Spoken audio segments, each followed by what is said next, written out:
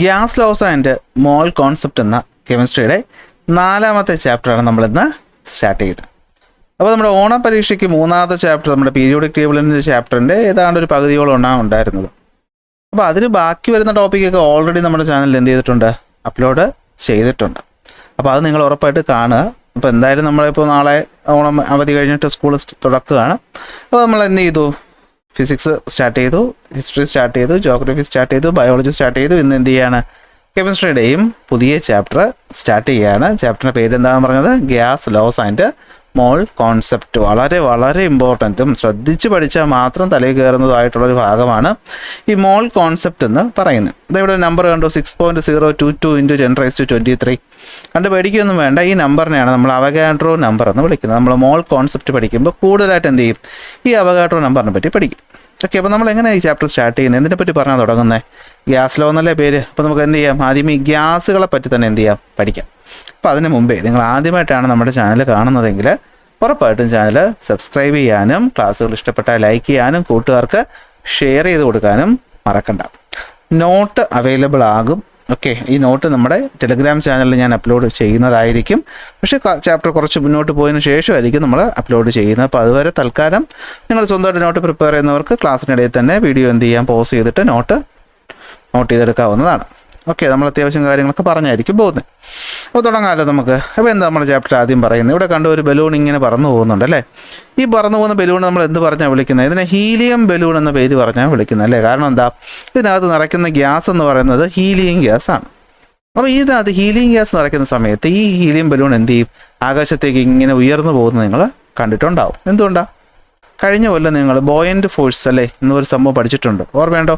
ആ buoyant force എന്താ പറഞ്ഞത്, ഫ്ലൂയിഡുകൾക്കകത്ത് അല്ലെ, ഫ്ലൂയിഡിനകത്ത് ഉണ്ടാകുന്നൊരു ഫോഴ്സാണ് ഈ പറയുന്ന ബോയൻ്റ് ഫോഴ്സ് എന്ന് പറയുന്നത്. എന്താ സംഭവം, ഡെൻസിറ്റി കുറഞ്ഞ വസ്തുക്കളെ എന്ത് ചെയ്യും, മുകളിലോട്ട് ഒരു അപ്വേർഡ് ഫോഴ്സ് ആക്ട് ചെയ്യും അല്ലേ. ഡെൻസിറ്റി കുറവാണെങ്കിൽ മുകളിലോട്ട് ഒരു അപ്വേർഡ് ഫോഴ്സ് ആക്ട് ചെയ്യും. ഈ ആക്ട് ചെയ്യുന്ന ഫോഴ്സാണ് എന്തെന്ന് പറയുന്നത്, ബോയൻ്റ് ഫോഴ്സ് എന്ന് പറയുന്നത്. ഇവിടെ ബലൂൺ, ഹീലിയം ബലൂൺ മുകളിലോട്ട് ഉയർന്നു പോകുന്നതിൻ്റെ പിന്നിലും ഈ ഒരു നിയമം തന്നെയാണുള്ളത്. കാരണം ഈ ഗ്യാസുകൾക്ക് ഡെൻസിറ്റി പൊതുവേ കുറവാണ്. ആരുമായിട്ട് നോക്കുമ്പോൾ നമ്മുടെ ലിക്വിഡുകൾക്കും സോളിഡുമായിട്ടൊക്കെ കമ്പയർ ചെയ്യുന്ന സമയത്ത് ഗ്യാസുകൾക്ക് ഡെൻസിറ്റി കുറവാണ്. അങ്ങനെ ഡെൻസിറ്റി കുറവ് മാത്രമല്ല, മറ്റനവധി പ്രത്യേകതകൾ ഗ്യാസസിന് മാത്രമായിട്ടുണ്ട്. അതുകൊണ്ടാണ് നമ്മൾ ഗ്യാസുകളെ പറ്റി സെപ്പറേറ്റ് ആയിട്ട് തന്നെ എന്ത് ചെയ്യുന്നത്, എടുത്ത് പഠിക്കുന്നത്. അപ്പോൾ ഇവിടെ നോക്കിയേ, നമ്മൾ ഈ പറയുന്ന ഹീലിയം ബലൂണുകൾ അല്ലേ, നമ്മളതിലേക്ക് ഹീലിയം നിറയ്ക്കുന്ന സമയത്ത് അത് ഉയർന്ന് പൊങ്ങിയിട്ട് എന്ത് ചെയ്യും, മുകളിൽ ഇങ്ങനെ ഫ്ലോട്ട് ചെയ്ത് കിടക്കുന്നത് നമ്മളെല്ലാവരും കണ്ടിട്ടുണ്ട്. പിന്നെ അത് ഫില്ല് ചെയ്യുന്ന ഗ്യാസ് എന്ന് പറയുന്ന ഹീലിയമാണ്. എന്തുകൊണ്ടാണിത് മുകളിലേക്ക് പൊങ്ങി പോകുന്നത് നമുക്ക് അറിയാം അല്ലേ. എന്തുകൊണ്ടാണ്? ഹീലിയത്തിൻ്റെ ഡെൻസിറ്റി എന്ന് പറയുന്നത് ചുറ്റുമുള്ള എയറിനേക്കാളും ലെസ്സറാണ്. ഇവിടെ ചോദിച്ചിട്ടുണ്ട് ഗ്രേറ്റർ ആണോ ലെസ്സർ ആണോ എന്ന് ചോദിച്ചാൽ നിങ്ങൾ എന്ത് പറയണം, ഈ പറയുന്ന ഹീലിയത്തിൻ്റെ ഡെൻസിറ്റി എന്ന് പറയുന്നത് നമ്മുടെ അറ്റ്മോസ്ഫിയറിക് എയറിനേക്കാളും എന്തായിരിക്കും, കുറവായിരിക്കും. അപ്പോൾ അതുകൊണ്ടാണ് ഈ പറയുന്ന ബലൂണിലോട്ട് എന്ത് വരുന്നത്, ഒരു അപ്വേർഡ് ഫോഴ്സ് വരുന്നതും അത് കാരണം ഇത് ഉയർന്നു പോകുന്നത്. ഇനി നമുക്ക് വസ്തുക്കളെ പ്രധാനമായിട്ട് എത്രയായിട്ട് തിരിക്കാൻ പറ്റും? മാറ്ററിൻ്റെ 3 ഫോം എന്ന് പറയുന്നത് ഏതൊക്കെയാണ്? സോളിഡ്, ലിക്വിഡ്, ഗ്യാസ് ആണ് അല്ലേ. ഇരുമ്പ് എന്ന് പറയുന്നത് സോളിഡാണെന്ന് നിങ്ങൾക്കറിയാം. എന്നാൽ നമ്മുടെ വെള്ളം എന്ന് പറയുന്നത് ലിക്വിഡ് ആണെന്നറിയാം. എങ്കിൽ എയർ എന്ന് പറയുന്നത് എന്താണ്? ഗ്യാസ് ആണ്. ഹൈഡ്രജൻ ഗ്യാസ് ആണ്, ഹീലിയം ഗ്യാസ് ആണ്, എന്നിങ്ങനെ ഒരുപാട് ഗ്യാസുകൾ നമ്മുടെ ചുറ്റിലും ഉണ്ട്. അപ്പോൾ ഇതിൽ ഏറ്റവും കുറവ് ഡെൻസിറ്റി ആർക്കായിരിക്കും? ഈ 3 പേരിൽ ചോദിച്ചാൽ നിങ്ങൾ സിമ്പിളായിട്ട് പറയും, ആർക്കാണ്? ഗ്യാസുകൾക്കാണ് ഡെൻസിറ്റി പൊതുവേ കുറവ്. ആരെക്കാളും? സോളിഡിനെയും ലിക്വിഡിനെയും കാളും. എന്തുകൊണ്ടായിരിക്കും? ഈ പറയുന്ന ഗ്യാസുകൾ നമുക്കറിയാം, പാർട്ടിക്കിൾസൊക്കെ ഒരുപാട് ദൂരെയാണ്. നമ്മൾ ചെറിയ ക്ലാസ് തൊട്ടേ പഠിച്ച കാര്യമാണ് അല്ലേ. അപ്പോൾ നമുക്കതിനെ പറ്റി നോക്കാം. നമ്മുടെ ചുറ്റുമുള്ള ഗ്യാസുകൾ ഏതൊക്കെയാണ്? നമ്മൾ കുറേ എലമെൻറ്റുകളെ പറ്റി പഠിച്ചല്ലോ പീരിയോഡിക് ടേബിളിൽ. അങ്ങനെ നമ്മൾ നോക്കുകയാണെങ്കിൽ ഏതാണ്ട് ഒരു 20-25 ഡിഗ്രി സെൽഷ്യസ് നോർമൽ ഓർഡിനറി ടെമ്പറേച്ചറിൽ ഗ്യാഷ്യസ് സ്റ്റേറ്റിൽ എക്സിസ്റ്റ് ചെയ്യുന്ന എലമെൻറ്റുകൾ ഏതൊക്കെയാണെന്ന് ചോദിച്ചിട്ടുണ്ട്. കുറേ എലമെൻറ്റുകളുണ്ട്. ഞാൻ നിങ്ങൾക്ക് വേണ്ടി ആ എലമെൻറ്റുകളുടെ പേര് ഇതാ ഇവിടെ കൊടുത്തിട്ടുണ്ട്. ഏതൊക്കെയുണ്ട്?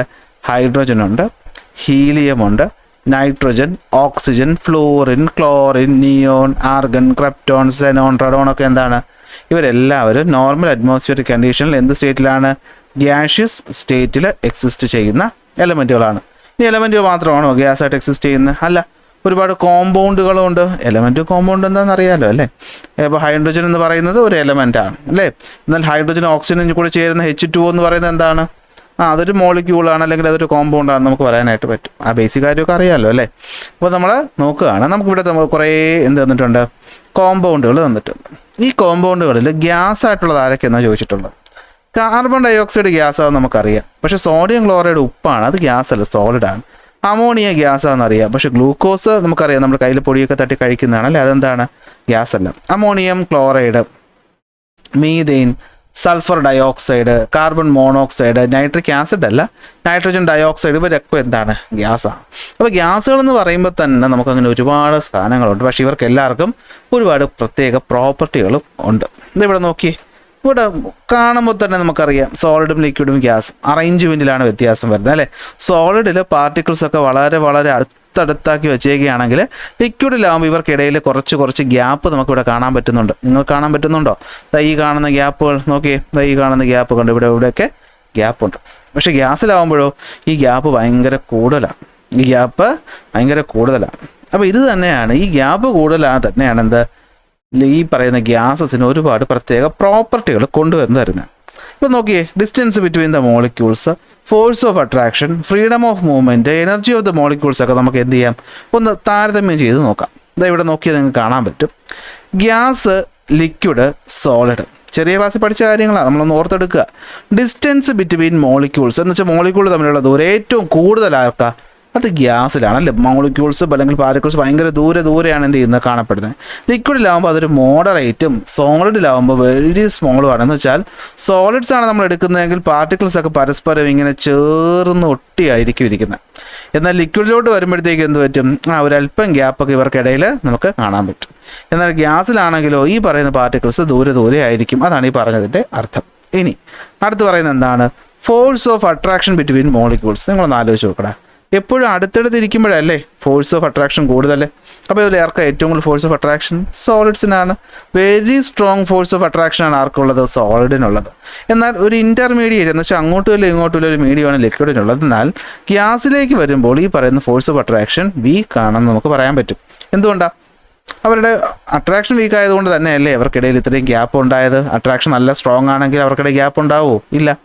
ഇനി ഫ്രീഡം ഓഫ് മൂവ്മെൻറ്റ് ആലോചിച്ച് നോക്കി, ആർക്കായിരിക്കും ഫ്രീഡം ഓഫ് മൂവ്മെൻറ്റ്, അത് കാണുമ്പോൾ തന്നെ അറിയാം അല്ലേ, ആർക്കാണ് ഫ്രീഡം ഓഫ് മൂവ്മെൻറ്റ് കൂടുതൽ, അത് ലിക്വിഡ്സിനല്ല ഗ്യാസസിനാണ് freedom of movement very high. എന്നാൽ മോഡറേറ്റ് ആണ് ലിക്വിഡ്സിനകത്ത്, എന്താണ് സ്ട്രോങ് ആണ് ഇവിടെ, അല്ലെങ്കിൽ വെരി ലോ ആണ് ഇവിടെ സോളിഡ്സിനകത്ത്. എന്ന് വെച്ചാൽ എന്താ ഈ ഫ്രീഡം ഓഫ് മൂവ്മെൻറ്റ് എന്ന് വെച്ചാൽ പാർട്ടിക്കിൾസിന് അങ്ങോട്ടും ഇങ്ങോട്ടും ഒക്കെ മൂവ് ചെയ്യാൻ പറ്റുമോ? നിങ്ങൾ ആലോചിച്ച് നോക്കി, ഇങ്ങനെ ടൈറ്റാക്കി പാക്ക് ചെയ്ത് വെച്ചാൽ അങ്ങോട്ടും ഇങ്ങോട്ടും അനങ്ങാൻ പറ്റുമോ? പറ്റത്തില്ല. സോളിഡ്സിനകത്ത്, ലിക്വിഡ്സിനകത്ത് കുറച്ചൊക്കെ പറ്റും, അതുകൊണ്ടാണ് ലിക്വിഡ് ഒഴുകി പോകുന്നത്. സോളിഡ് ഒഴുകി പോകാതെ അങ്ങനെ തന്നെ നിൽക്കുകയല്ലേ എപ്പോഴും ചെയ്യാറ്. ഗ്യാസസ് ആണെങ്കിലോ നമ്മൾ എവിടെയാണോ വയ്ക്കുന്നത് അവിടെ ഇങ്ങനെ സ്പ്രെഡായി പോകുന്നൊരു സാധനമാണ്. അപ്പോൾ അതാണ് ഇവിടെ ഉദ്ദേശിക്കുന്നത്. ഇനി മോളിക്കുലർ മൂവ്മെൻറ്റ് അല്ലെങ്കിൽ കൈനറ്റിക് എനർജി നമ്മൾ നോക്കിക്കഴിഞ്ഞാൽ ആർക്കാ എനർജി കൂടുതൽ? അവിടെ ശ്രദ്ധിക്കണേ, ഫോഴ്സ് ഓഫ് അട്രാക്ഷൻ, മോളിക്യൂളുകൾക്കിടയിലുള്ള ഫോഴ്സ് ഓഫ് അട്രാക്ഷൻ കൂടുതൽ സോളിഡിലാണ്. എന്നാൽ മോളിക്യൂളുകളിൽ ആർക്കാണ് എനർജി എന്ന് ചോദിച്ചാൽ അത് ആർക്കാണ്? അത് ഗ്യാസുകൾക്കാണ് ഏറ്റവും കൂടുതൽ എനർജി. പിടിയ സംഭവം. നമ്മൾ ഈ പറയുന്ന ഫ്രീഡം ഓഫ് മൂവ്മെൻറ്റ് കൂടുതൽ ആർക്കാ? അത് ഗ്യാസിനാണ്. അതിൻ്റെ അർത്ഥം എന്താ? ഗ്യാസുകൾക്ക് കൂടുതൽ ദൂരം അങ്ങോട്ടും ഇങ്ങോട്ടുമൊക്കെ എന്ത് ചെയ്യാൻ പറ്റും? മൂവ് ചെയ്യാനായിട്ട് പറ്റും. ഗ്യാസുകൾക്ക് അങ്ങോട്ടും ഇങ്ങോട്ടും നന്നായിട്ട് എന്ത് ചെയ്യാൻ പറ്റും? മൂവ് ചെയ്യാൻ പറ്റും. നന്നായിട്ട് മൂവ് ചെയ്യണം. നിങ്ങൾ തന്നെ ആലോചിച്ച് നോക്കി, നിങ്ങൾ ആഹാരം കഴിച്ച് എനർജി ഉണ്ടെങ്കിലല്ലേ നിങ്ങൾക്ക് മൂവ് ചെയ്യാൻ പറ്റുള്ളൂ അല്ലേ. അപ്പോൾ എനർജി കൂടുതൽ ഇവിടെ ആർക്കാണ്? അത് ഈ പറയുന്ന ഗ്യാസുകൾക്കാണ്. ഏറ്റവും കുറവാണ് ആർക്ക്? സോളിഡ്സിന്. ഈ കാര്യം മറന്നു പോവണ്ട. ഇനിയാണ് നമ്മുടെ കാര്യം. അപ്പോൾ ഇത്രയും പ്രത്യേകതകളുള്ള സോളിഡിനേക്കാളും ലിക്വിഡ്സിനേക്കാളും ഇത്രയധികം പ്രത്യേകത ഉള്ള ഗ്യാസുകൾക്ക് സ്വന്തമായിട്ട് ഒരുപാട് പ്രോപ്പർട്ടീസ് ഉണ്ട്. അങ്ങനെയുള്ള ഗ്യാസുകളുടെ പ്രോപ്പർട്ടിയെ പറ്റി പറഞ്ഞൊരു നിയമമുണ്ട്, അല്ലെങ്കിൽ ഒരു തിയറി ഉണ്ട്. ആ തിയറിയുടെ പേരാണ് കൈനറ്റിക് മോളിക്കുലാർ തിയറി. വളരെ ഇമ്പോർട്ടൻ്റ് ആണ്, ചോദിക്കും. എന്താണ് കൈനറ്റിക് മോളിക്കുലാർ തിയറിയിൽ ആരെ പറ്റി പറയുന്നു? ഗ്യാസസിനെ പറ്റി പറയുന്നു. ഈ പറയുന്ന സയൻറ്റിസ്റ്റുമാർ ഒരുപാട് സ്റ്റഡീസൊക്കെ നടത്തിയിട്ട് ഈ ഗ്യാസുകളുടെ ജനറൽ പ്രോപ്പർട്ടീസ്, ഗ്യാസുകൾ മാത്രം കാണിക്കുന്ന കുറച്ച് സവിശേഷതകളെ പറ്റിയിട്ട് അവർ കണ്ടെത്തി. അതിനാണ് കൈനറ്റിക് മോളിക്കുലാർ തിയറി എന്ന് പറയുന്നത്. ആരാ പ്രപ്പോസ് ചെയ്തത്? ജെയിംസ് ക്ലർക്ക് മാക്സ്വെല്ലും അതുപോലെ തന്നെ ആരാണ്? Ludwig Boltzmann. ഓക്കെ, ലുഡ്വിഗ് ആണെന്ന് തോന്നുന്നു പറയുന്ന പേര്, എനിക്ക് മനസ്സിലായത് ലുഡ്വിഗ് എന്നാണ്. അപ്പോൾ kinetic molecular theory first point എന്താണ്? Proposed by James Clerk Maxwell and Ludwig Boltzmann. നിങ്ങൾ ജസ്റ്റ് മാക്സ്വെൽ എന്നും ബോൾട്സ്മാൻ എന്നും പഠിച്ചു വെച്ചാൽ മതിയാവും. എന്താണ് ഇവിടെ പറയുന്നത്? ഇവിടെ പറയുന്ന കാര്യങ്ങൾ നിങ്ങളുടെ തലയിൽ കയറി കഴിഞ്ഞാൽ ഇനി അങ്ങോട്ട് ഈ ചാപ്റ്റർ ഭയങ്കര ഈസി ആയിരിക്കും. അത് എത്രത്തോളം നിങ്ങൾ മനസ്സിലാക്കുന്നു എന്നുള്ളത് നിങ്ങളുടെ കയ്യിലാണ്. ഞാൻ മാക്സിമം നന്നായിട്ട് പറഞ്ഞുതരാൻ ശ്രമിക്കാം. ഒന്നാമത്തെ point, gases are made up of minute particles. Gases ഉണ്ടാക്കിയിട്ടുള്ളത് വളരെ, അല്ലെങ്കിൽ ഗ്യാസസ് ഫോം ചെയ്തിട്ടുള്ളത് വളരെ മൈന്യൂട്ട് ആയിട്ടുള്ള പാർട്ടിക്കിൾസ് ആയിട്ടുള്ള ആറ്റങ്ങളാകാം, അല്ലെങ്കിൽ എന്താകാം, മോളിക്യൂളുകളാകാം. ഇപ്പോൾ ഹൈഡ്രജൻ ഗ്യാസ് എടുത്താൽ ഹൈഡ്രജൻ ആറ്റം എന്ന് പറയാം. അതുപോലെ നമ്മൾ വാട്ടർ, അല്ലെങ്കിൽ വാട്ടർ പറയാൻ പറ്റത്തില്ലോ, കാർബൺ ഡൈ ഓക്സൈഡ് എന്ന് പറഞ്ഞു കഴിഞ്ഞാൽ അതെന്താണ്, മോളിക്യൂളാണ്. അപ്പോൾ ചെറിയ ചെറിയ ചെറിയ ചെറിയ ആറ്റങ്ങൾ കൊണ്ടോ അല്ലെങ്കിൽ ചെറിയ ചെറിയ മോളിക്യൂളുകൾ കൊണ്ടോ ആണ് ഗ്യാസുകൾ നിർമ്മിച്ചിട്ടുള്ളത്. കുഴപ്പമില്ല, ഓക്കെയാണ്. അടുത്ത് രണ്ടാമത്തെ പോയിന്റ് സിമ്പിളാണ്. The attractive forces between the gas molecules is very low. ഇവർക്കിടയിലുള്ള ഫോഴ്സ് ഓഫ് അട്രാക്ഷൻ എന്ന് പറയുന്നത് വളരെ കുറവാണ്. ശരിയാണ്, അതുകൊണ്ടാണല്ലോ അവർ ദൂരെ ദൂരെ നിൽക്കുന്നത്. ഇനി as the molecules are so far apart, the volume of the gaseous molecules is negligible in comparison with the total volume of the gases. വായിക്കുമ്പോൾ എന്തോ ആണെന്ന് തോന്നുമെങ്കിലും സംഭവം സിമ്പിളാണ്.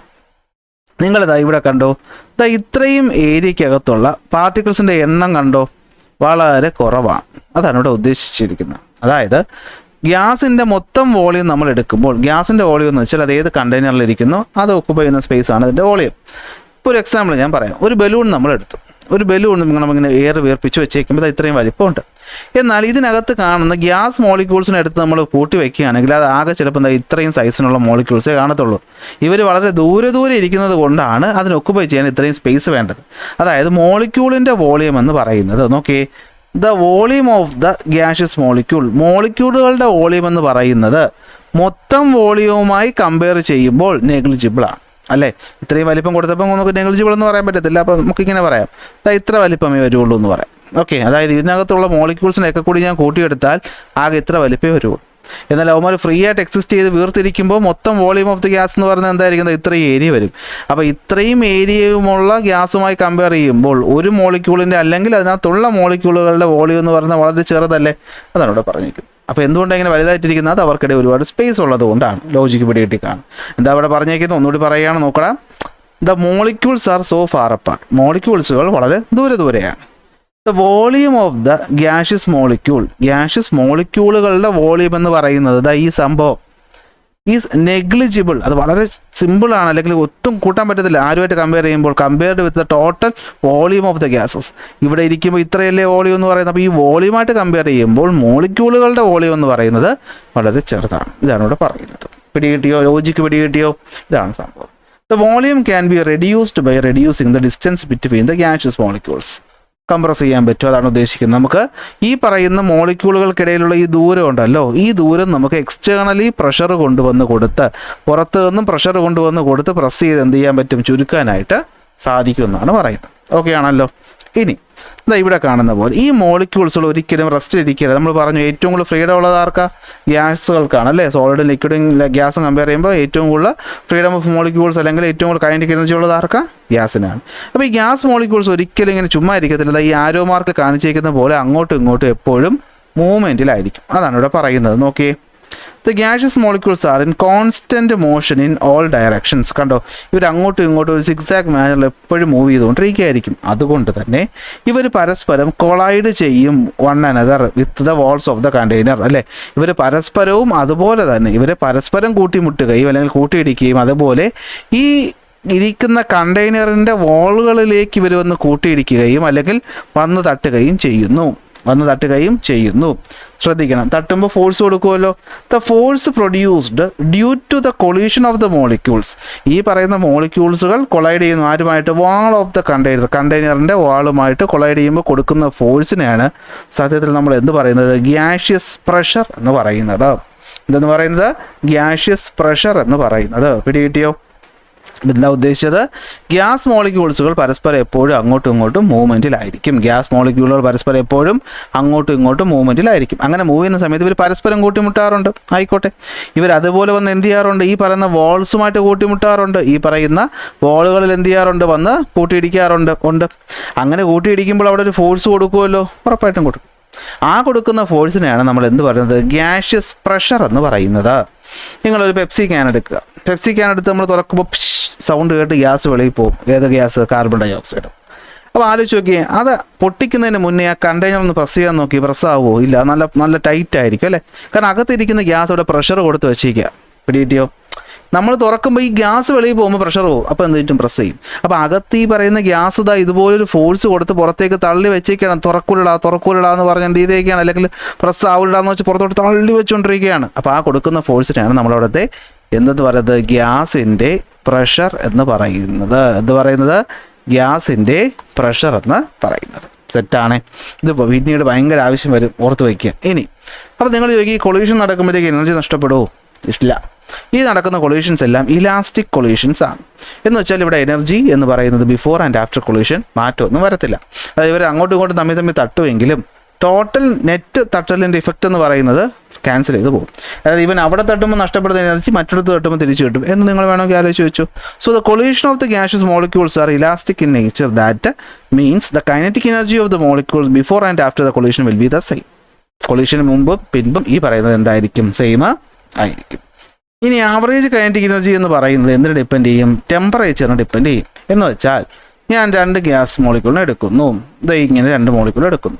ഇതിനകത്തും ഈ പറയുന്ന പാർട്ടിക്കിൾസ് അങ്ങോട്ടും ഇങ്ങോട്ടും ഒക്കെ മൂവ് ചെയ്യുന്നുണ്ട്, ഒരു മര്യാദയ്ക്ക് മൂവ് ചെയ്യുന്നുണ്ട്. പക്ഷേ ഞാൻ ഇതിലേക്ക് എന്ത് കൊടുക്കുകയാണ്? ഹീറ്റ് കൊടുക്കുകയാണ്. ഇതിനെ ഞാൻ ചൂടാക്കുകയാണ്. അപ്പോൾ എന്താ കാണുന്നതെന്ന് വെച്ച് കഴിഞ്ഞാൽ ഈ പറയുന്ന പാർട്ടിക്കിൾസ് അകത്തുള്ള അതേ പാർട്ടിക്കിൾസ് തന്നെ, പക്ഷേ ഇതിൻ്റെ മൂവ്മെൻറ്റിൻ്റെ സ്പീഡ് എന്ന് പറയുന്നത് എന്ത് ചെയ്യും? കൂടും. അതാണ് ഇവിടെ പറഞ്ഞിരിക്കുന്നത്. ആവറേജ് കൈനറ്റിക് എനർജി എന്ന് വെച്ചാൽ മൂവ്മെൻറ്റുകളുമായിട്ട് ബന്ധപ്പെട്ട എനർജി എന്നറിയാമല്ലോ. ഈ ആവറേജ് കൈനറ്റിക് എനർജി എന്ന് പറയുന്നത് ഡയറക്ട്ലി പ്രപ്പോർഷണൽ ആണെന്ന് വെച്ചാൽ ഒന്ന് കൂടുമ്പോൾ മറ്റൊന്ന് കൂടും. ആർക്കനുസരിച്ച്? ടെമ്പറേച്ചറിനനുസരിച്ച്. എന്തിനനുസരിച്ച്? ടെമ്പറേച്ചറിനനുസരിച്ച്. അപ്പോൾ ആവറേജ് കൈനറ്റിക് എനർജി എന്ന് പറയുന്നത് ടെമ്പറേച്ചറിന് ഡയറക്ട്ലി പ്രപ്പോർഷണൽ ആണ്. എന്ന് വെച്ചാൽ ചൂട് കൂടുകയാണെങ്കിൽ കൈനറ്റിക് എനർജിയും കൂടും. നിങ്ങളൊരു ഗ്യാസ് കണ്ടെയ്നർ എടുക്കുക, നേരത്തെ പെപ്സിയോ കോളയോ എടുത്തിട്ട് അതൊന്ന് ചൂടാക്കി നോക്കി, കുറച്ച് കഴിയുമ്പോൾ എന്ത് ചെയ്യും? അത് പൊട്ടിത്തെറിക്കും. എന്തുകൊണ്ടാണ്? ഈ പറയുന്ന നമ്മൾ അകത്തോട്ട് ഹീറ്റ് കൊടുക്കുമ്പോഴത്തേക്കും അതിൻ്റെ പ്രഷർ കൈനറ്റിക് എനർജി കൂടുതൽ ഫോഴ്സിൽ അതെന്ത് ചെയ്യും? വന്ന് വാൾസിൽ തട്ടും, അല്ലേ? അതല്ലേ ഗ്യാസ് പ്രഷർ എന്ന് പറയുന്നത്. അങ്ങനെ തട്ടി കുറച്ച് കഴിയുമ്പോൾ എന്ത് ചെയ്യും? അത് പൊട്ടി തെറിക്കും. അതാണ് ഇവിടെ പറയുന്നത്.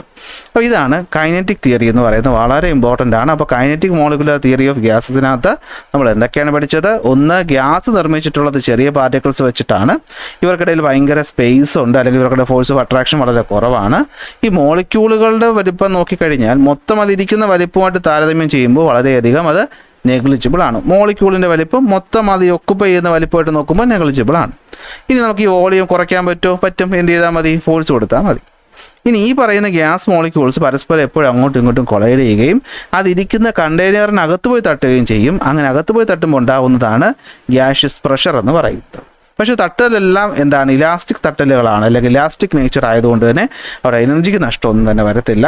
പക്ഷേ ഇവർ എത്ര കൈനറ്റിക് എനർജി മൂവ് ചെയ്യുന്നു എന്നുള്ളത് അവിടുത്തെ ടെമ്പറേച്ചറിന് ഡയറക്ട്ലി പ്രപ്പോർഷണൽ ആണ്. ടെമ്പറേച്ചർ കൂടിയാൽ എന്ത് കൂടും? കൈനറ്റിക് എനർജിയുടെ ഫോഴ്സും കൂടും. അപ്പോൾ ഇതാണ് ഫസ്റ്റ് നമ്മൾ പഠിക്കുന്നത്. ഓക്കെ അല്ലേ? അപ്പോൾ എന്തൊക്കെ കാര്യങ്ങളാണ് പറഞ്ഞെന്നുള്ള കാര്യം നിങ്ങൾക്ക് ഒരു ഐഡിയ കിട്ടിയല്ലോ. അപ്പോൾ ഇനി നമുക്ക് നോക്കാനുള്ളത് എന്താണെന്ന് വെച്ച് കഴിഞ്ഞാൽ പ്രോപ്പർട്ടീസ് ഓഫ് ഗ്യാസസ് ആണ്. ഗ്യാസിൻ്റെ ഒരു 3 പ്രോപ്പർട്ടിയെ പറ്റി നമ്മൾ എന്ത് ചെയ്യും? പഠിക്കും. എന്നിട്ട് അത് വെച്ചിട്ടാണ് ഗ്യാസ് ലോയിലോട്ട് പോകുന്നത്. സിമ്പിളാണ്, നോക്കിയോ. ഒരു ഗ്യാസ് നമ്മൾ എടുത്താൽ അതിൽ മെഷർ ചെയ്യാൻ പറ്റുന്ന 3 കാര്യങ്ങളാണ്. ഒന്ന് അതിൻ്റെ വോളിയം, ഒന്ന് അതിൻ്റെ പ്രഷർ, ഒന്ന് അതിരിക്കുന്ന ടെമ്പറേച്ചർ. അപ്പോൾ ഇത് 3 എങ്ങനെയാണ്, എന്താണെന്നൊക്കെയാണ് നമ്മൾ പഠിക്കാൻ പോകുന്നത്. വളരെ സിമ്പിളാണ്, നോക്കിയോ. ഇവിടെ നമ്മൾ ഗ്യാസുകൾക്കൊരു പ്രത്യേകതയുണ്ട്. എന്താണ്? വോളിയം പറയുമ്പോൾ നമ്മൾ എടുത്ത് പറയണം. അതിന് നമ്മൾ ഏത് കണ്ടെയ്നറിൽ കൊണ്ടുവയ്ക്കൂ, ആ കണ്ടെയ്നറിനകത്ത് എത്ര സ്പേസ് ഉണ്ടോ അത്രയും സ്പേസിലും അവർ മര്യാദയ്ക്ക് അവരങ്ങ് യൂട്ടിലൈസ് ചെയ്ത് എന്ത് ചെയ്തോളും? അങ്ങ് ഇരുന്നോളും. അതായത് ഇപ്പോൾ നിങ്ങൾ നോക്കിക്കഴിഞ്ഞാൽ ഒരു ക്ലാസ്സിൽ വന്ന് വിചാരിക്കുക. ഓക്കെ, ഒരു ക്ലാസ്സിൽ നമ്മൾ ചെന്ന് കയറിയപ്പോഴത്തേക്കും കൂട്ടുകാരാണല്ല, ക്ലാസ്സിൽ ഒരുപാട് ബെഞ്ചുണ്ടെങ്കിൽ നമ്മൾ എന്ത് ചെയ്യും? ഫ്രണ്ട്സ് എല്ലാവരും നമ്മൾ മാക്സിമം പോയിട്ട് എന്ത് ചെയ്യും? ഒരു ബെഞ്ചിൽ തന്നെ അങ്ങ് ഒത്തുകൂടി ഇരിക്കും. ഇത് സോളിഡിൻ്റെ സ്വഭാവം. ആരുടെ സ്വഭാവം? സോളിഡിൻ്റെ സ്വഭാവം. ഇതൊരു ക്ലാസ്സിൽ നിങ്ങൾ ഒഴിഞ്ഞു കിടക്കുകയാണ്, നമ്മൾ പോവുകയാണ്, നമ്മൾ 2-3 ഗ്രൂപ്പുണ്ട്, പക്ഷേ അടുത്ത കൂട്ടുകാരൊന്നുമല്ല, ഒരു അറിയാം, അത്രയേ ഉള്ളൂ. അപ്പോൾ നമ്മൾ എന്ത് ചെയ്യും? ഒരു മിനിമം ഗ്യാപ്പൊക്കെ ഇട്ട് അങ്ങോട്ടും ഇങ്ങോട്ടും ഇരിക്കും. എന്നാലും ചെറിയ ഗ്യാപ്പ് ഉണ്ടോ എന്ന് ചോദിച്ചാൽ ഉണ്ട്, എന്നാൽ ഇല്ലയെന്ന് ചോദിച്ചാൽ ഇല്ല. എല്ലാ സ്പേസും എല്ലാ ബെഞ്ചും നോക്കുമ്പോൾ ചെയ്യണമെന്നോ നിർബന്ധമൊന്നുമില്ല, ലിക്വിഡിൻ്റെ പോലെ. എന്നാൽ ഗ്യാസ് എന്ന് വെച്ച് കഴിഞ്ഞാൽ അവർ ഭയങ്കര മാന്യന്മാരാണ്. അവരൊരു ക്ലാസ്സിൽ വന്നു കഴിഞ്ഞാൽ അവർ കറക്റ്റ് നോക്കും എത്ര സ്ഥലമുണ്ട്, ആ എത്ര സ്ഥലത്ത് നമുക്ക് എല്ലാവർക്കും കൂടി എങ്ങനെ ഇരിക്കാമെന്ന് വെച്ചിട്ട് അവർ കറക്റ്റ് ഈക്വലായിട്ട് എന്ത് ചെയ്യും? എല്ലായിടത്തും പോയി ഇരിക്കും. അത് ഒരു സ്ഥലം പോലും വേസ്റ്റ് ആവാതെ അവർ മാക്സിമം സ്പേസ് ഒക്കുപ്പൈ ചെയ്തായിരിക്കും അതിനകത്ത് ഇരിക്കുന്നത്. ഇത് നിങ്ങൾ മനസ്സിലാക്കി വെച്ചോളൂ. ഇത് വെച്ചിട്ടാണ് നമ്മൾ ഗ്യാസുകളുടെ വോളിയത്തെ പറ്റി പറയാൻ പോകുന്നത്. ഇവിടെ ഒരു ചോദ്യമുണ്ട്, നോക്കടാ. 1 ലിറ്റർ നമ്മളിവിടെ പറയുകയാണ്. Okay, if A liquid filled in a bottle of volume 1 liter is transferred to a bottle of volume 2 liter. അതായത് 1 ലിറ്റർ വോളിയം ഉള്ളതിനകത്ത് ഞാൻ ലിക്വിഡ് എടുത്ത് വെച്ചേക്കുകയാണ്. ഈ ലിക്വിഡിനെ ഞാൻ 2 ലിറ്റർ കൊള്ളുന്ന ഒരു കുപ്പിയിലോട്ട് വെച്ചാൽ എത്ര ലിക്വിഡ് ഉണ്ടാകും, അല്ലെങ്കിൽ എത്ര വോളിയം ഉണ്ടാകും എന്ന് ചോദിച്ചാൽ നിങ്ങൾക്കറിയാം 1 ലിറ്റർ കുപ്പിയിൽ ഇതാ ഇവിടം വരെ വെള്ളം നിറഞ്ഞിരിക്കുകയെന്ന് വിചാരിക്കും. ഇതിന് ഞാൻ 2 ലിറ്റർ കുപ്പിയിലോട്ട് ആക്കുമ്പോൾ എന്തായാലും ഇത്രയും ഭാഗത്ത് നിറഞ്ഞ് വെള്ളം ഇരിക്കാൻ പോകുന്നില്ല. വെള്ളം ഏതാണ്ട് ഒരു പകുതി വരെ ആയിരിക്കും നിറഞ്ഞിരിക്കുന്നത്. കാരണം ലിക്വിഡിൻ്റെ വോളിയം എന്ന് പറയുന്നത് കോൺസ്റ്റൻ്റ് ആണ്, അല്ലെങ്കിൽ അത് പെട്ടെന്ന് അങ്ങോട്ട് മാറ്റാൻ പറ്റുന്നൊരു സാധനമല്ല. 1 ലിറ്റർ ആയിരുന്നപ്പോൾ ഇത്രയും ഉണ്ടെങ്കിൽ 2 ലിറ്റർ ആയപ്പോഴും എത്ര തന്നെ ആയിരിക്കും? ഇത്രയും തന്നെ ആയിരിക്കും. അതായത് 1 ലിറ്റർ തന്നെ ആയിരിക്കും. വോളിയം പറയുന്ന ലിറ്ററിലാണെന്ന് അറിയാമല്ലോ. ഓക്കെ, അപ്പോൾ what will be its volume എന്ന് ചോദിച്ചാൽ അപ്പോഴും എത്ര തന്നെ ആയിരിക്കും? 1 ലിറ്റർ തന്നെ ആയിരിക്കും. പക്ഷേ 1 ലിറ്റർ കുപ്പിക്ക് അത് ഞാൻ ഓക്സിജൻ നിറച്ചു. ഓക്സിജൻ ഗ്യാസാണ്, അറിയാമല്ലോ, അവർ മൊത്തം വ്യാപിച്ച് കിടക്കും. ഒരു കുപ്പി 1 ലിറ്ററിനകത്ത് വയ്ക്കുമ്പോൾ 1 ലിറ്റർ സ്ഥലത്തും വ്യാപിച്ച് കിടക്കുകയായിരിക്കും. എന്നാൽ ഇതേ അളവ് ഓക്സിജൻ ഞാൻ 2 ലിറ്റർ കുപ്പിയിലോട്ട് മാറ്റിയാൽ അവിടെ എന്ത് പറ്റുമെന്ന് വെച്ചാൽ ഇവർ ഈ 2 ലിറ്റർ സ്ഥലവും എന്ത് ചെയ്യും? ഒക്കുപ്പൈ ചെയ്യും. എന്ത് ചെയ്യും? അവർ ആ 2 ലിറ്റർ സ്ഥലവും എന്ത് ചെയ്യും? ഒക്കുപ്പൈ ചെയ്യും. അതിപ്പോൾ അതിൻ്റെ വോളിയം എന്ന് ചോദിച്ചാൽ എത്രയായിരിക്കും? 2 ലിറ്റർ ആയിരിക്കും. അപ്പോൾ ഗ്യാസുകളുടെ വോളിയം എന്ന് വെച്ചാൽ ഇത്രയേ ഉള്ളൂ. It is the volume of a gas is the volume of the container in which it is occupied. ഗ്യാസിൻ്റെ വോളിയം എന്ന് വെച്ച് കഴിഞ്ഞാൽ അത് ഏത് കണ്ടെയ്നറിനകത്താണോ ഇരിക്കുന്നത് അത്രയും സ്പേസ് അത് ഒക്കുപ്പൈ ചെയ്യും. അത് 1 ലിറ്റർ ആണെങ്കിൽ അതിൻ്റെ വോളിയം 1 ലിറ്റർ ആയിരിക്കും, 2 ലിറ്റർ ആണെങ്കിൽ 2 ലിറ്റർ ആയിരിക്കും. ഇനി ഞാൻ ഇവിടെ ഒരു 3 ലിറ്ററിൻ്റെ വലിയ കുപ്പി കൊണ്ട് വെച്ച് കഴിഞ്ഞാൽ ആ 3 ലിറ്ററിലും എന്ത് ചെയ്യും? ഒക്കുപ്പൈ ചെയ്തിരിക്കും. സോ ഗ്യാസുകൾക്ക് ഒരു പ്രത്യേക വോളിയം ഇല്ല. ഒരു നിശ്ചിത വോളിയം ഇല്ല. അത് ഏത് കണ്ടെയ്നറിലാണോ ഇരിക്കുന്നത് അത് തന്നെയായിരിക്കും ഇതിൻ്റെയും വോളിയം എന്ന് പറയുന്നത്. അതാണ് നമ്മുടെ പോയിന്റ്. ഓക്കെ ആണല്ലോ. ഇനി എന്താ വോളിയം എന്ന് അറിയാത്ത ആരെങ്കിലും ഉണ്ടോ ഇവിടെ? ഒരു മാറ്റർ അല്ലെങ്കിൽ ഒരു വസ്തു ഒക്കുപ്പൈ ചെയ്യാൻ ആവശ്യമായിട്ടുള്ള സ്പേസിനെയാണ് നമ്മൾ എന്ത് വിളിക്കുന്നത്? വോളിയം എന്ന് വിളിക്കുന്നത്. അതറിയാമല്ലോ അല്ലേ? ഓക്കെ, ഒരു ഒബ്ജക്റ്റ് ഇരിക്കാൻ, ഇപ്പം ഞാൻ എൻ്റെ വോളിയം എന്ന് വെച്ചാൽ ഞാൻ ഇരിക്കുന്ന ഇത്രയും സ്ഥലം, ഇതാണെന്ത്? എൻ്റെ വോളിയം എന്ന് പറയുന്നത്. അതുപോലെ ഏത് വസ്തു ഇരിക്കാൻ ആവശ്യമായിട്ടുള്ള സ്ഥലമാണ് എന്ത്? അതിൻ്റെ വോളിയം എന്ന് പറയുന്നത്. ഗ്യാസിൻ്റെ പ്രത്യേകത അത് ഏത് കണ്ടെയ്നറിൽ കൊണ്ടുവന്ന് വയ്ക്കുമോ ആ കണ്ടെയ്നറിൻ്റെ എത്ര സ്പേസ് ഒക്കുപ്പൈ ചെയ്യാൻ പറ്റുമോ അത്രയും സ്പേസ് ഒക്കുപ്പൈ ചെയ്ത് ടൈറ്റായിട്ടായിരിക്കും അവർ ഇരിക്കുന്നത്. അപ്പോൾ ഒരു ഗ്യാസിൻ്റെ വോളിയം എന്ന് വെച്ച് കഴിഞ്ഞാൽ അത് ഏത് കണ്ടെയ്നർ ഇരിക്കുന്നു അതിന് ഈക്വൽ ആയിരിക്കും. അങ്ങനെയുള്ള വോളിയം നമ്മൾ അളക്കുന്ന യൂണിറ്റ് എന്താണ്? ഇവിടെ നിങ്ങൾക്ക് ഏറ്റവും ബേസിക്കായിട്ട് അറിയാം. വോളിയത്തിൻ്റെ ഫോർമുല എന്താ? വോളിയത്തിൻ്റെ ഫോർമുല എന്ന് പറഞ്ഞു കഴിഞ്ഞാൽ length into breadth into height ആണ് വോളിയത്തിൻ്റെ ഫോർമുല. നമ്മൾ സ്റ്റാൻഡേർഡായിട്ട് ലെങ്ത് അളക്കുന്ന യൂണിറ്റ് മീറ്ററാണ്, ബ്രെഡ്ത്ത് അളക്കുന്നതും മീറ്ററിലാണ്, ഹൈറ്റ് അളക്കുന്നതും മീറ്ററിലാണ്. അപ്പോൾ വോളിയത്തിൻ്റെ യൂണിറ്റ് എന്തായിരിക്കും? Metre into metre into metre. Metre ക്യൂബാണ് വോളിയത്തിൻ്റെ സ്റ്റാൻഡേർഡ് അല്ലെങ്കിൽ SI യൂണിറ്റ് എന്ന് പറയുന്നത്. ഓക്കെ, അപ്പോൾ വോളിയം അളക്കുന്ന SI യൂണിറ്റാണ് മീറ്റർ ക്യൂബ്. പക്ഷെ നമ്മൾ സാധാരണ വോളിയം പറയുന്നത് മീറ്റർ ക്യൂബിലല്ല, പിന്നെ എന്തിലാ? ലിറ്ററിലാണ് പറയുന്നത്. ആണോ അല്ലേ? പാല് വാങ്ങുമ്പോഴും അല്ലെങ്കിൽ നമ്മൾ എന്ത് വാങ്ങുമ്പോഴും ലിറ്റർ കണക്കിലാണ് പറയാറ് ഈ പറയുന്ന ഫ്ലൂയിഡ്സിൻ്റെ കേസിൽ. അപ്പോൾ ഈ മീറ്റർ ക്യൂബും ലിക്വിഡും ഈ ലിറ്ററും തമ്മിലുള്ള ബന്ധം നമ്മളൊന്ന് അറിഞ്ഞിരിക്കണം. വളരെ സിമ്പിളാണ്, ഒരു പാടൊന്നുമില്ല. നോക്കൂ, നമുക്ക് ആദ്യം അറിയേണ്ടത്, നമുക്കറിയാം 1000 മില്ലി ലിറ്റർ ചേർന്നാൽ 1 ലിറ്റർ ആകും എന്നുള്ള ബേസിക് നോളജ് നിങ്ങൾക്കുണ്ടല്ലോ. 1000 മില്ലി ലിറ്റർ ചേർന്നാൽ 1 ലിറ്റർ. ഇനി നോക്കേണ്ട കാര്യം നോക്കടാ, ഇവിടെ കണ്ടോ 1 സെൻറ്റിമീറ്റർ വലിപ്പവും ലെങ്തും ബ്രെഡ്ത്തും ഹൈറ്റും വരുന്ന ഒരു ക്യൂബ് ഇരിക്കുകയാണ്. നിങ്ങൾ മനസ്സിലാക്കേണ്ട ഒരു കാര്യം, 1 മില്ലി ലിറ്റർ എന്ന് പറയുന്നത് ദാ ഈ പറയുന്ന ക്യൂബിനകത്തുള്ള വോളിയം എത്രയായിരിക്കും? അത് 1 centimetre into 1 centimetre into 1 centimetre, അതായത് 1 സെൻറ്റിമീറ്റർ ക്യൂബിന് ഈക്വൽ ആയിരിക്കും. ഇതാണ് നമ്മുടെ ഫസ്റ്റ് പോയിന്റ്. എന്താണ്? 1 മില്ലി ലിറ്റർ എന്ന് പറഞ്ഞു കഴിഞ്ഞാൽ അത് 1 സെൻറ്റിമീറ്റർ ക്യൂബിന് ഈക്വലാണ്. എന്ന് വെച്ചാൽ ഇതുപോലെ നമ്മളൊരു കണ്ടെയ്നർ ഉണ്ടാക്കിയിട്ട് ഈ കണ്ടെയ്നറിനകത്ത് ഒരു ഗ്യാസിന് നിറച്ചു എന്ന് വിചാരിക്കാം. അപ്പോൾ ആ ഗ്യാസ് ഒക്കുപൈ ചെയ്യുന്ന സ്പേസ് എത്രയാണോ അത് തന്നെയായിരിക്കും 1 ml ലിക്വിഡ് അല്ലെങ്കിൽ 1 ml ഗ്യാസ് ഒക്കുപൈ ചെയ്യുന്ന സ്പേസ്. സോ 1 ml എന്ന് പറഞ്ഞാലും 1 സെൻറ്റിമീറ്റർ ക്യൂബ് എന്ന് പറഞ്ഞാലും രണ്ടും എന്ത് തന്നെയാണ്? ഒന്ന് തന്നെയാണ്. ഓക്കെ ആണല്ലോ. അപ്പോൾ 1 ml എന്ന് പറഞ്ഞാലും 1 സെൻറ്റിമീറ്റർ ക്യൂബ് എന്ന് പറഞ്ഞാലും ഒന്ന് തന്നെയാണ്. ഇനി 1000 ml ആണ് 1 ലിറ്റർ എങ്കിൽ നമുക്കിവിടെ പറഞ്ഞൂടെ 1000 ml ആണ് 1 ലിറ്റർ എങ്കിൽ 1000 ml എന്ന് പറഞ്ഞാൽ അത് 1000 സെൻറ്റിമീറ്റർ ക്യൂബിന് ഈക്വൽ ആണെങ്കിൽ അത് എന്തിന് ഈക്വൽ ആയിരിക്കും? 1 ലിറ്ററിന് ഈക്വൽ ആയിരിക്കും അല്ലേ? പിടികിട്ടിയ പറഞ്ഞ കാര്യം നോക്കടാ. നമുക്കറിയാം എന്താണ്? 1000 ml ചേർന്നാൽ 1 ലിറ്റർ ആവും. അത് നമ്മളെ കോമൺ സെൻസ് നമുക്കറിയാം. ഇനി 1 ml എന്ന് പറഞ്ഞാൽ 1 സെൻറ്റിമീറ്റർ ക്യൂബ് ആണെങ്കിൽ 1000 ml എന്ന് പറഞ്ഞാൽ എന്തായിരിക്കും? 1000 സെൻറ്റിമീറ്റർ ക്യൂബ് ആയിരിക്കും. അത് എന്തിന് ഈക്വലാണ്? 1 ലിറ്ററിന് ഈക്വലാണ്. എന്തിന് ഈക്വലാണ്? 1 ലിറ്ററിന് ഈക്വലാണ്. ആ പോയിന്റ് മനസ്സിലായി. ഇനി അങ്ങനെയാണെങ്കിൽ 1 ലിറ്റർ എന്ന് പറഞ്ഞാൽ എത്ര മീറ്റർ ക്യൂബാണ് എന്ന് ചോദിച്ചാൽ നമ്മളെങ്ങനെ കണ്ടുപിടിക്കും? അതാണ് പറയാൻ പോകുന്നത്. സിമ്പിളാണ്. നോക്കിയോ, ഇവിടെ നോക്കിയോ. വോളിയം എന്ന് വെച്ചാൽ എന്താ? Length into breadth into height. Length into breadth into height. 1 metre cube എന്ന് പറഞ്ഞാൽ നിങ്ങൾക്കറിയാം എന്തായിരിക്കും? 1 മീറ്റർ ഇൻറ്റു 1 മീറ്റർ ഇൻറ്റു 1 മീറ്ററാണ് 1 മീറ്റർ ക്യൂബ്. 1 മീറ്റർ എന്ന് വെച്ചാൽ എത്ര സെൻറ്റിമീറ്ററാ? 100 സെൻറ്റിമീറ്റർ. അപ്പോൾ 100 centimetre into 100 centimetre into 100 centimetre ആണല്ലോ 1 മീറ്റർ ക്യൂബ്. അപ്പോൾ 100 × 100 എന്ന് വെച്ചാൽ എത്രയായിരിക്കും? 1 2 3 4 5 6 0 സെൻറ്റിമീറ്റർ ക്യൂബ് എന്ന് പറയുന്നതാണ് 1 മീറ്റർ ക്യൂബ്. ഇനി നമുക്കറിയാം 1000 സെൻറ്റിമീറ്റർ ക്യൂബ് എന്ന് പറയുന്ന 1 ലിറ്റർ ആണെങ്കിൽ ഈ പറയുന്ന 10000 സെൻറ്റിമീറ്റർ ക്യൂബ് എന്ന് വെച്ചാൽ എത്രയായിരിക്കും? 1 metre cube is equal to 1000 centimetre ക്യൂബാണ് 1 ലിറ്റർ എങ്കിൽ 10000 സെൻറ്റിമീറ്റർ ക്യൂബ് എത്ര ലിറ്റർ എന്ന് അറിയാൻ വേണ്ടിയിട്ട് എന്ത് ചെയ്താൽ മതി? ഇതിനെ 1000 കൊണ്ട് ഡിവൈഡ് ചെയ്താൽ പോരെ? 3 0 കട്ടായി പോകില്ല. അപ്പോൾ നമുക്ക് എന്ത് കിട്ടും? 1 മീറ്റർ ക്യൂബ് എന്ന് പറഞ്ഞു കഴിഞ്ഞാൽ അത് എത്രയ്ക്ക് ഈക്വൽ ആയിരിക്കും? 1000 ലിറ്ററിന് ഈക്വൽ ആയിരിക്കും. എത്രയ്ക്ക് ഈക്വൽ ആയിരിക്കും? 1000 ലിറ്ററിന് ഈക്വൽ ആയിരിക്കും. ഇതാ കണ്ടോ, 1 മീറ്റർ ക്യൂബ് എന്ന് പറഞ്ഞു കഴിഞ്ഞാൽ അത് എത്രയ്ക്ക് ഈക്വൽ ആയിരിക്കും? 1000 ലിറ്ററിന് ഈക്വൽ ആയിരിക്കും. അപ്പോൾ ഈ കൺവേർഷൻ ഒന്ന് അറിഞ്ഞിരിക്കുക. ഒന്നുകൂടി ഞാൻ പറഞ്ഞുതരാം, ശ്രദ്ധിച്ച് കേൾക്കുക. വോളിയം എന്ന് വെച്ചാൽ എന്താണ്? ഒരു സബ്സ്റ്റൻസ് ഇരിക്കാൻ വേണ്ട സ്പേസ് ആണ് വോളിയം എന്ന് പറയുന്നത്. അത് എപ്പോഴും ഗ്യാസുകളെ സംബന്ധിച്ച് അത് ഏത് കണ്ടെയ്നറിലാണോ ഇരിക്കുന്നത് ആ കണ്ടെയ്നറിൻ്റെ വലിപ്പത്തിന് ഈക്വൽ ആയിരിക്കും. ഗ്യാസുകളുടെ നോർമൽ വോളിയം അല്ലെങ്കിൽ നമ്മൾ വോളിയം അളക്കുന്ന യൂണിറ്റ് എന്ന് പറയുന്നത് മീറ്റർ ക്യൂബാണ്. ഇനി ആ സംഭവം കൺവേർഷൻ്റെ കാര്യമാണ് പറഞ്ഞു തരുന്നത്. ഒന്നുകൂടി ഒന്ന് ശ്രദ്ധിക്കുക. ഇത്രയേ ഉള്ളൂ. ഏതൊരു വസ്തുവിൻ്റെയും വോളിയം കണ്ടുപിടിക്കാനുള്ള ഫോർമുല എന്ന് പറയുന്നത് length into breadth into height എന്നാണ്. അപ്പോൾ ഒരു സാധാരണ സ്റ്റാൻഡേർഡ് സിസ്റ്റം ഇൻ്റർനാഷണൽ യൂണിറ്റ് എന്ന് പറയുന്നപ്പോൾ എന്തായിരിക്കും?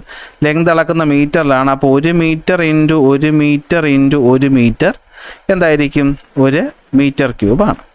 അപ്പോൾ വോളിയം അളക്കാനുള്ള സ്റ്റാൻഡേർഡ് യൂണിറ്റ് മീറ്റർ ക്യൂബാണ്. പക്ഷെ നമ്മൾ ലിറ്റർ ഉപയോഗിക്കുന്നുണ്ട്. അപ്പോൾ കണക്ഷനാണ് പറയാൻ പോകുന്നത്. ഇത്രയേ ഉള്ളൂ.